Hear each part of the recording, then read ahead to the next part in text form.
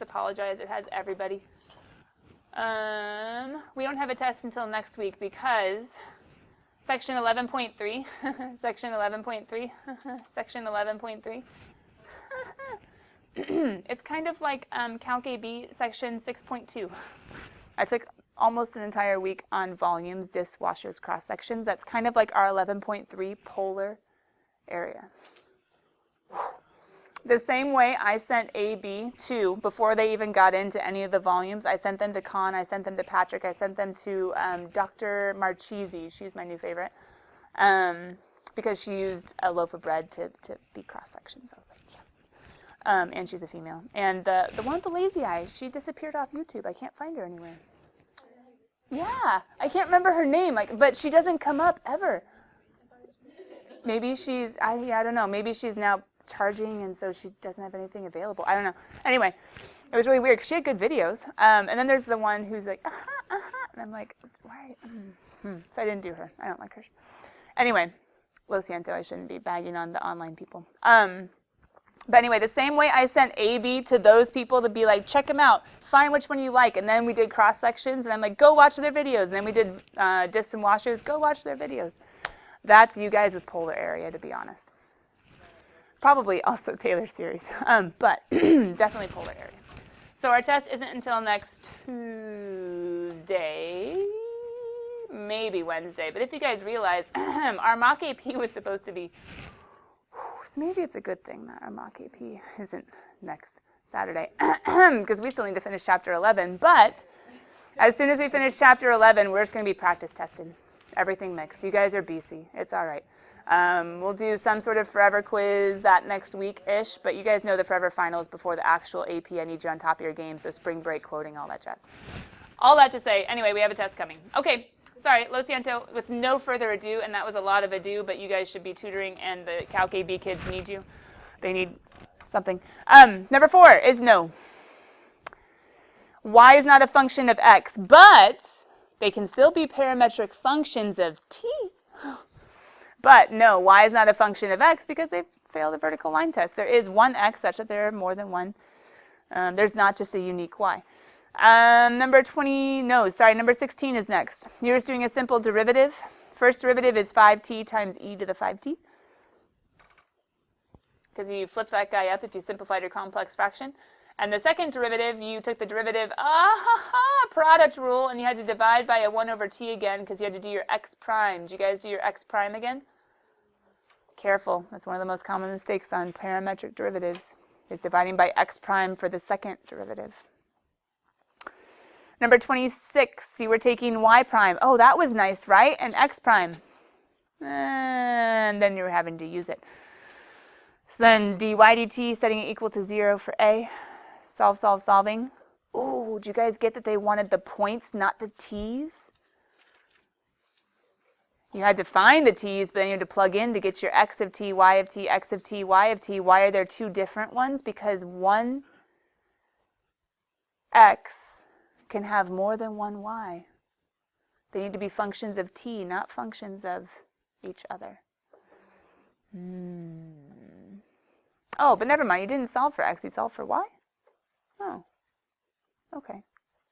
Could you have solved for x too? Anyway, I don't have the equations in front of me. Sorry, lo siento. -2, -2, -2, 4. Tangent line vertical, set x prime equal to 0. Oh, horizontal vertical. That's what you're doing. Got it. But here's the struggle. Do you guys see and? Write yourself a note, color pen. If you didn't say, it will not be a vertical tangent line if the top and bottom is 0. The bottom has to be 0 uniquely apart from the top.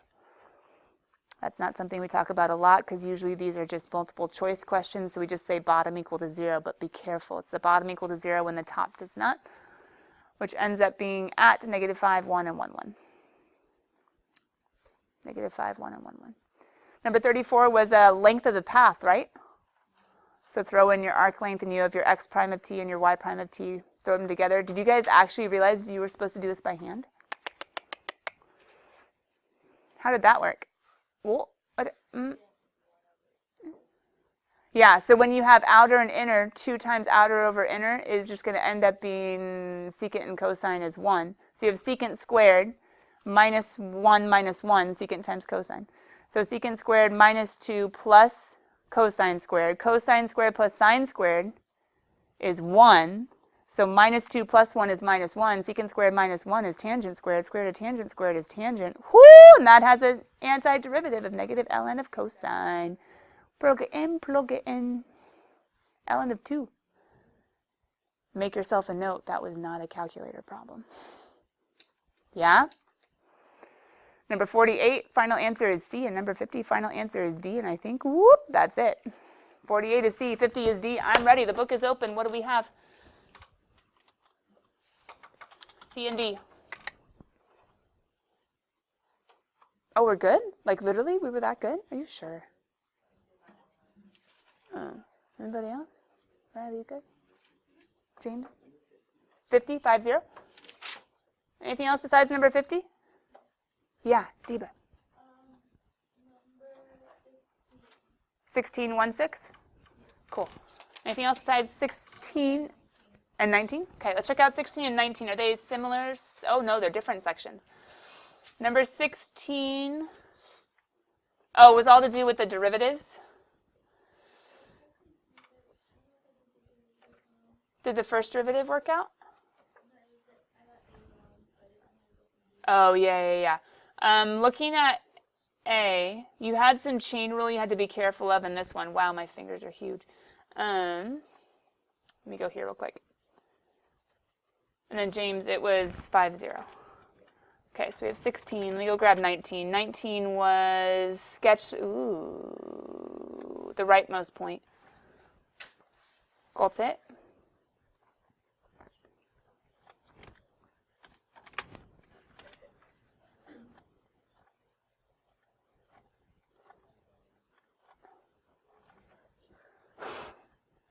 She's bored. She doesn't have her homework.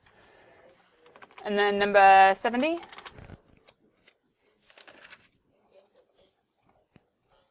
Oh, 50. Why was I thinking 70? I think that was last class. Ooh. Did I give you guys the fun one? Yeah, buddy. Yeah, buddy. Oh, no. But look how fun he looks. Doesn't he look fun? Looks like a fun roller coaster that I would never go on because I would get so sick. Okay. Bloop, bloop. Here we go.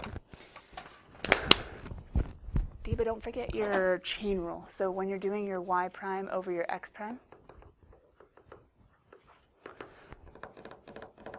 you would have e to the u times u prime. And then you have your 1 over u times u prime.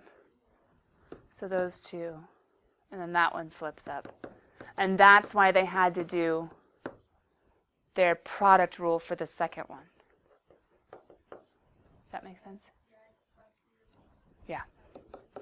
Just don't forget your x prime as you do your product rule.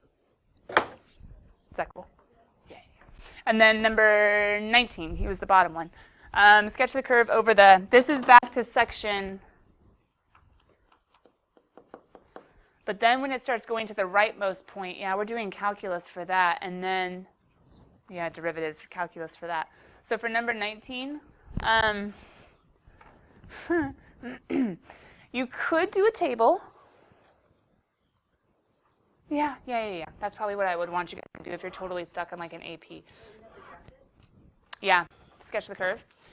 But the nice thing is they totally give you an interval, so you don't have to make it up. So I would just plug into 2 sine of 0 is 0, whereas, oh, we have to throw in our t's, lo siento.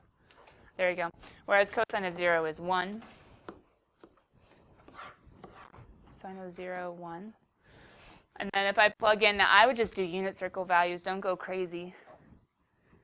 It's going to be kind of gross either way, though. I mean, you could try pi over 2 and see if it would be enough. You're just not going to have many points, so you might have to go ahead and backtrack.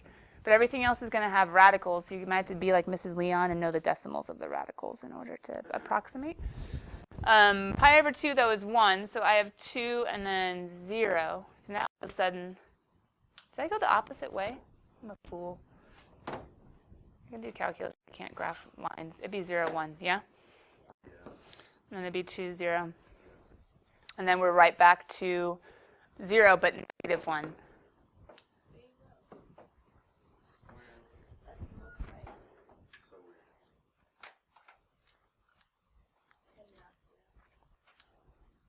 It's going to end up being an ellipse.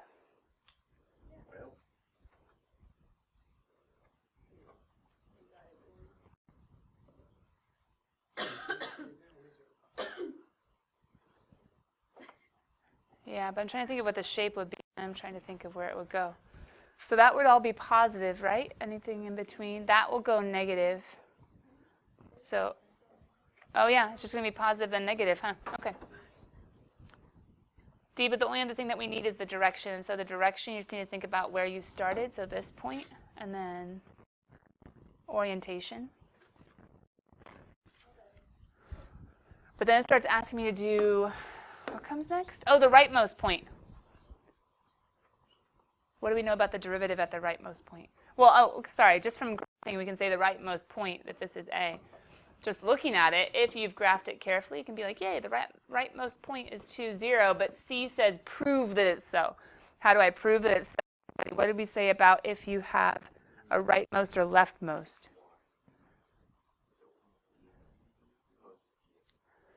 Yeah, why would it be dx dt equals 0? Because what's my slope? Line you dealt with somewhere else in homework. Remember, undefined, and to be undefined, I need my bottom to equal 0. But such that, careful, what did I have you make a note of? Y prime. Such that y prime does not equal 0.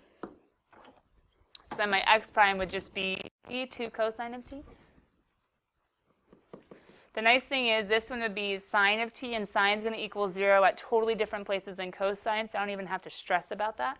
And so in between my 0 and pi, cosine is only going to end up equaling 0 at pi over 2. So then wouldn't it be at x of, oh, be nice, x of pi over 2 and y of pi over 2? And guess what that ends up being? Same. And then number 50, that was that last multiple choice. But don't remind me. I know I just looked at it, but I totally forgot what the answer was. Shh, don't tell me. The curve parameterized. I get so bad at these ones when they start changing the forms. I have x equals. That's gross. I have y equals. That's gross too. Is traversed, ooh, they're being snazzy, exactly once as t increases from 0 to 2 pi, the total length of the curve is given by traversed. It's like the transversal axis to a hyperbola. You have the conjugate axis and you have the transversal. And the way to remember it was you're traversing across and through the different branches. Sorry, you guys didn't have me. The total length of the curve is given by. So don't we need an x prime of t, y prime of t, and a squared and a squared? Okay. So x prime of t.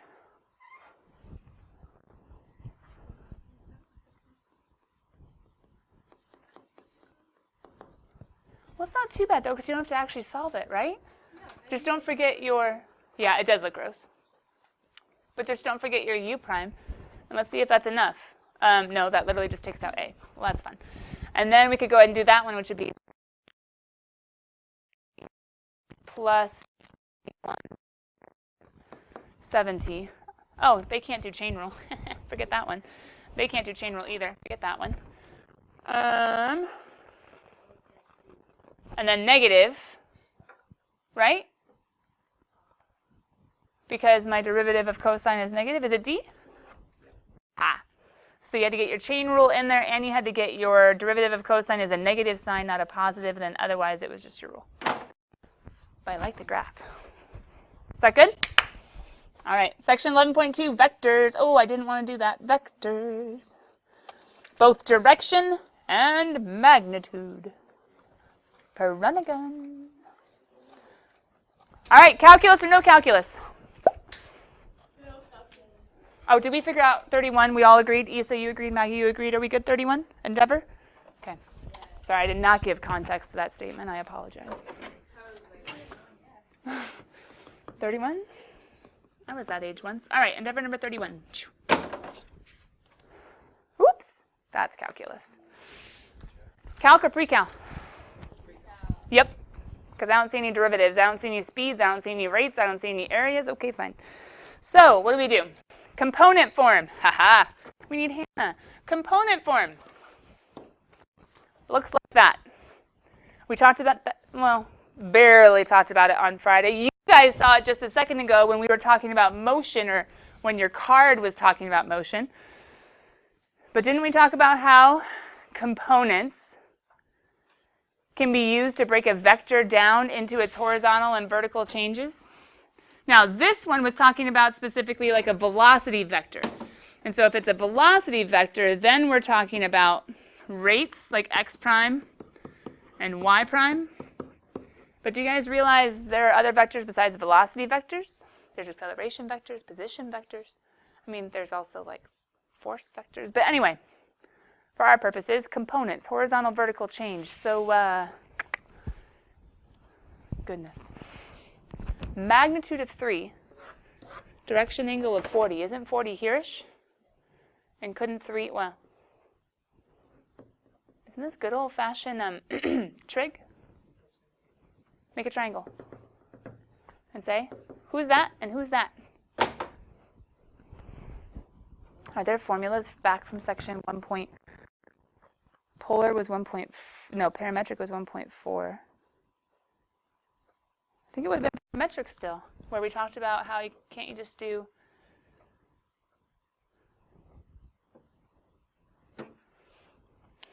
x is adjacent, so then cosine is adjacent over hypotenuse, so multiply to the other side. So we have hypotenuse adjacent cosine, and then we have hypotenuse opposite sine. Yeah, that would have been from some of those early pre-cal things from the beginning of the year.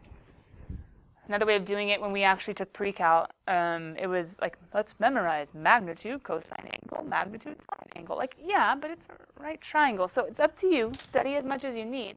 You could actually write some of the stuff too, but very often on the calc exam. Guys, long story short, wouldn't this be a calculator problem anyway? 40 is not in the unit circle. And would a degree really be seen on a AP test? Probably not. But it's reminding us really quickly of what a vector is. Now let's go play with some calculus. Are we okay? Okay. Wrong way. The position of a particle moving in the xy plane. Oh, do you see the wording I was talking about? Yeah. Two-dimensional motion, not just one. Remember Calc AB, there was a particle on an axis. It was a line, wasn't a plane. Position of a particle moving in the xy plane. Now he has freedom, at least two-dimensionally, is given by the parametric equations. There he is, and there he is. For what values of t is the particle at rest? We've already done this. First derivative of who?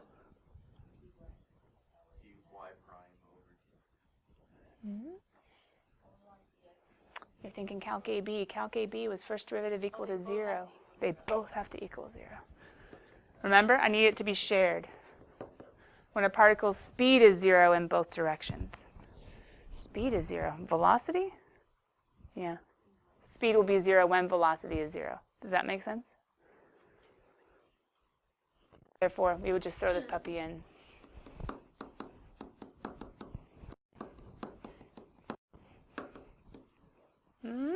I can't multiply 2 times 3. It's a rough day.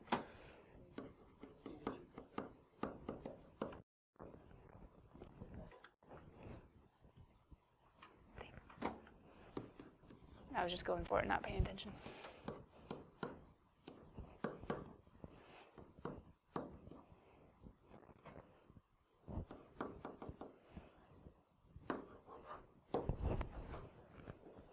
Is this the exact same one we did before? Lame. But we didn't see the motion. Did we see the wording moving in the xy plane? I don't think so. That's weird. Lo siento. So what's going on if t is greater than or equal to 0? A particle in the xy plane has a velocity vector. Ooh, that's exciting. Do you see the side carrots? What's the acceleration vector? Guys, just think with your calculus brains. Can't we just do? We're doing acceleration where? Can I just take the derivative of t squared to be 2t and the derivative of 5t just to be 5 and then plug in when t is 3? That's not bad, though. Doesn't that make sense with the Endeavor card and with just our calculus sense? Sometimes, maybe like a part A and a half.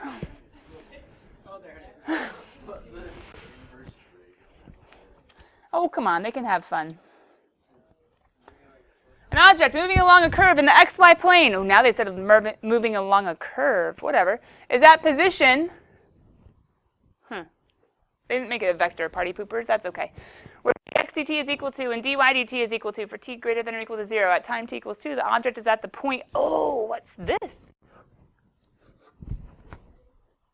Well, it's initial position. And Riley's thinking, wait, if we have derivatives and if we have initial positions, it sure sounds like integration as, Oh, but wait, letter A just says what? Okay, well, that's not bad. Wouldn't I just do this guy? There you go. At t equals 2. And then you could do this guy. You don't need me to do that. I didn't really feel like it. Letter B. The curve has a vertical tangent line at one point. At what time t is the object at this point? What would you do there? Which derivative? Good. So in this one, we set dx dt equal to 0. Solve for t. They don't even want to know the point. Okay, that's weird. What would we do for this one? Let m of t denote the mountain. Just kidding. The slope of the line tangent to the curve at the point x of t, y of t. Write an expression for m of t in terms of t and use it to evaluate the limit as t goes to infinity. So much math in one problem. Oh, wait a minute, though. Hold on. Slope. We don't even have to do anything, do we?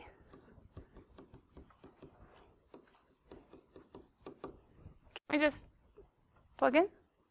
And then can't we just take the limit as t goes to infinity of whoever it is after we plug in? How do I take a limit as t goes to infinity of sine inverse? Don't stress. Go in here first. And it's e to the negative. Isn't that over? And then so much math in one problem. Then letter D says the graph of the curve has horizontal asymptotes at y equals c. Right? But do not evaluate an expression involving an improper integral. There it is, Riley. It was just at the very end. That represents this value. Wait. Don't have to solve. But wait, why on earth did they randomly just bring up a horizontal asymptote?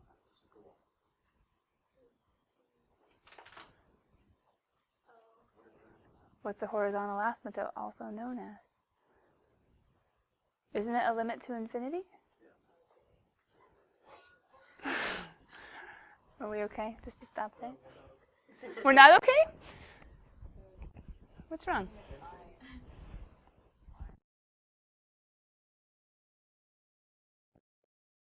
But you wouldn't have to, because another FRQ is going to take 10 minutes, and then you're going to go ahead and spend an extra 2 here, and then you can save like a 2.5 for another one with words. And the ones with words from last year, we should be able to go faster on, right? Well, hold on, but integration is not change. Can't we just say something to the effect of y, not an x?